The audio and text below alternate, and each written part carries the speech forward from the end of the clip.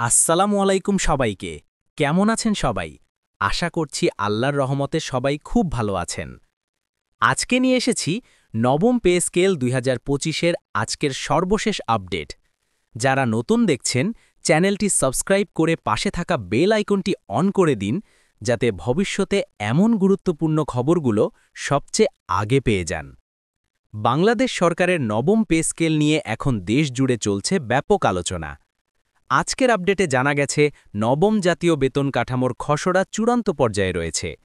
বেতন কমিশন সূত্রে জানা গেছে এবার সরকারি চাকরিজীবীদের বেতনে বড় ধরনের সমন্বয় আনা হতে পারে।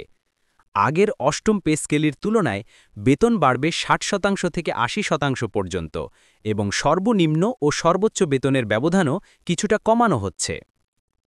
বিশেষ করে নিম্ন ও মধ্য পর্যায়ের কর্মচারীদের জন্য এবার বেতন বৃদ্ধির হার বেশি হতে পারে বলে ধারণা করা হচ্ছে।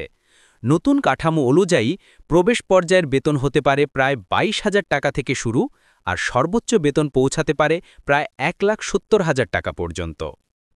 তাছাড়া হাউস রেন্ট, মেডিকেল অ্যালাওয়েন্স এবং পরিবহন ভাতাতেও নতুন হার নির্ধারণ করা হচ্ছে। শিক্ষা ও স্বাস্থ্য খাতের কর্মকর্তাদের জন্য আলাদা সুবিধা যুক্ত করার প্রস্তাব রয়েছে। সরকারের লক্ষ্য হল জীবনযাত্রার ব্যয় বৃদ্ধির সাথে সামঞ্জস্য রেখে বেতন কাঠামো আধুনিক করা।